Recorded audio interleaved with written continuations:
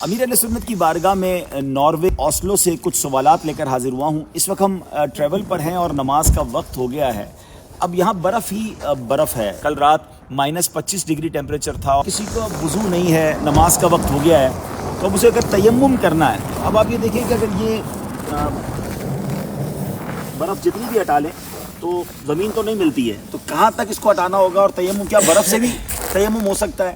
اچھا، اگر یہ جیسے اینٹ ہمیں مل گئی ہے تو کیا یہ زمین سے تو اوپر ہے، لیکن کیا اس پر تیمم ہو سکتا ہے یا برف سے زمین کو نکالنا ہوگا؟ اور اگر کسی ایسی جگہ پر ہے جہاں ایسی کوئی اینٹ وغیرہ یا کوئی ایسی چیز بھی نہ ہو تو پھر تیمم کیسے ہو سکتا ہے؟ اچھا، دوسرا سوال یہ کہ اگر تیمم نہیں ہو سکتا تو کیا اس برف کو اپنے جسم پر مل لیں گے تو کیا وضو ہو جائے گا؟ کیونکہ یہ بھی تو پانی سے ہی برف ہے۔ سوال یہ کہ جب آپ برف پہ نماز پڑھتے ہیں تو اب یہ دیکھیں نیچے اب برف ہے، تو پیشانی کو کتنا دبانا ہوگا کہ زمین کی سختی محسوس ہو؟ کیونکہ جتنا بھی دبائیں ایسا لگتا ہے کہ نیچے برف اور دب رہی ہوتی ہے۔ بعض اوقات جیسے اب یہ ٹیمپریچر اتنا ٹھنڈا ہے کہ اگر یہاں پر پانی تو ہو مگر بہت ٹھنڈا ہو تو کیا اس صورت میں اپنے آپ کو سردی سے بچانے کے لیے تیمم کرنے کی اجازت ہوگی؟ برف سے تیمم تو ہو نہیں سکتا۔ اب اگر پانی نہیں ہے تو پانی پینے کا تو ہوگا نا آپ کے پاس، تو اندر میں تو اس میں وضو کر لیا جائے۔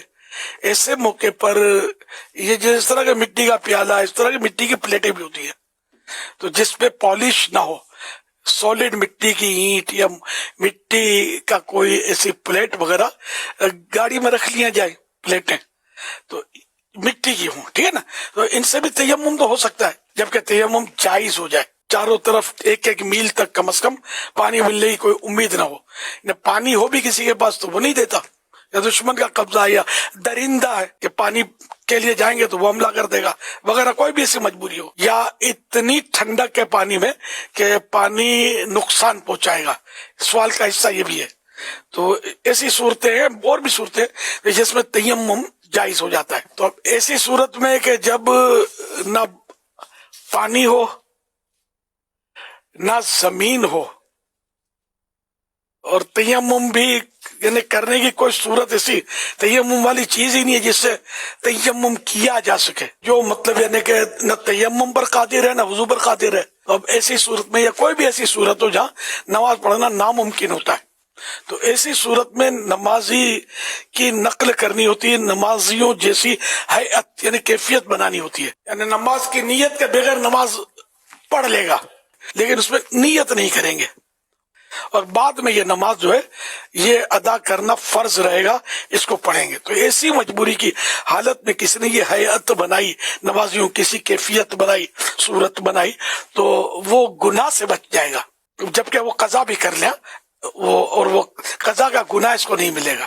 قضا نہیں کرے گا، خالی اسی کو کافی سمجھے گا تو گناہ گار رہے گا کہ اس کی نماز چھوٹ گئی، یہ صورت۔ اچھا، اب برف میں بتایا کہ جتنا پیشانی کو دباتا اتنا دبتی چلی جاتی ہے۔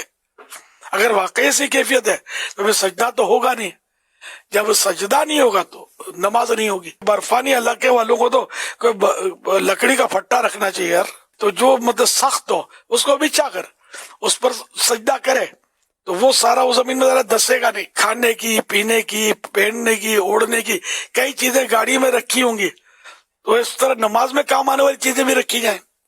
کچھ وضو کا بھی انتظام کر دیا جائے، یعنی پانی بھی ہو، اس میں گرمائش بھی ہو، تاکہ یہ ایسے موقع پر پینا بھی تو پڑتا ہے نا، تو برف تو بندہ پیے گا نہیں، پانی پیے گا، تو انتظام رکھنا چاہیے۔ اپنے لیے یہ مشورتاً عرض ہے۔ آپ کی تمام تر تفصیلات میں مجھے نماز کی جو امپورٹنس کا پتہ چلا نا، وہ اپنی مثال آپ ہے۔ اس سے کتنا پیارا میسج گیا کہ نماز تو پڑھنی ہے نا، اور نماز پڑھنے کا اہتمام ہونا ہی چاہیے، نماز چھوڑنی نہیں ہے۔ فیضان نماز، فیضان نماز۔